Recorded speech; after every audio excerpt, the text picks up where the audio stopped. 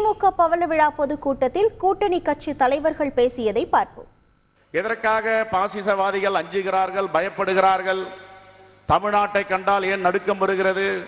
தமிழ்நாட்டை கண்டால் ஏன் அச்சம் ஏற்படுகிறது? தமிழ்நாட்டை தொட்டால் ஷாக் அடிக்கும். தமிழ்நாட்டு முதலமைச்சர் வேடிக்கை பார்க்க மாட்டார், உடனடியாக பதிலளிப்பார், எந்தவித சமாதானமும் செய்து கொள்ள மாட்டார். தமிழ்நாட்டு மக்களுடைய நலனே ஒன்றுதான் முக்கியம் என்று அவர் பணியாற்றிக் கொண்டிருக்கிறார். ஆகையால் தான் என்னுடைய ஆசையை நான் இங்கு தெரிவிக்கிறேன். கால் நூற்றாண்டில் திராவிட முன்னேற்ற கழகம் ஆட்சியிலே இருந்தது, அரை நூற்றாண்டில திராவிட முன்னேற்ற கழகம் ஆட்சியிலே இருந்தது முத்தமிழறிஞர் கலைஞர். இப்பொழுது பவள விழா முக்கால் நூற்றாண்டில 75வது ஆண்டில மாண்புமிகு முதலமைச்சராக அண்ணன் தளபதி அவர்கள் அமர்ந்திருக்கிறார். நூற்றாண்டு விழா காணும் போது நீங்கள் முதலமைச்சராக இருக்க வேண்டும் என்னுடைய ஆசையை நான் இங்கே பதிவு செய்ய விரும்புகிறேன்.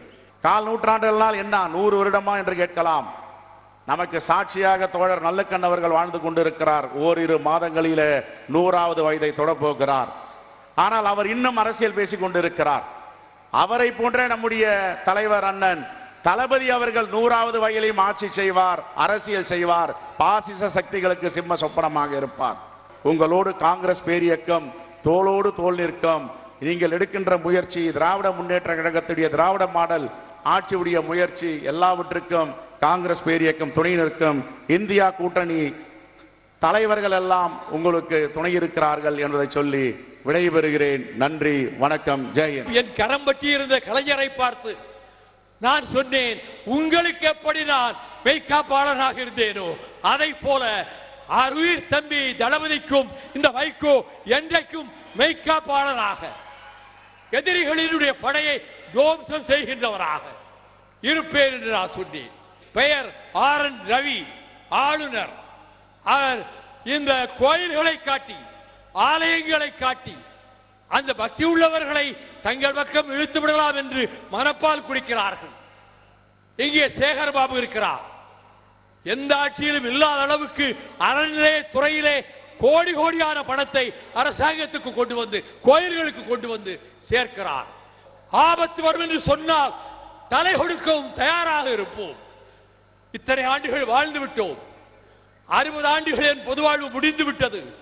இனி எவ்வளவு காலமோ எனக்கு தெரியாது. ஆனால் கடைசி காலத்திலாவது நிம்மதியாக இருக்க வேண்டும் என்று நான் சகோதரர் தளபதி ஸ்டாலினுடைய கரங்களை பற்றிக் கொண்டு இங்கே வந்திருக்கிறேன்.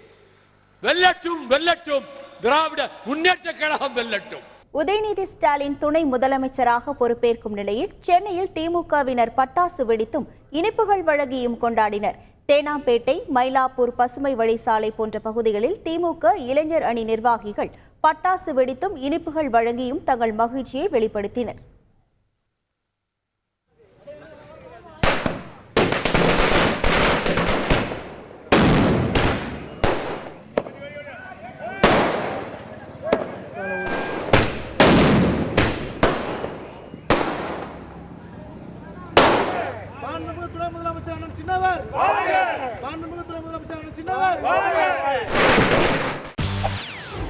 செய்திகளை உடனுக்குடன் தெரிந்து கொள்ள உடனே சப்ஸ்கிரைப் பண்ணுங்க.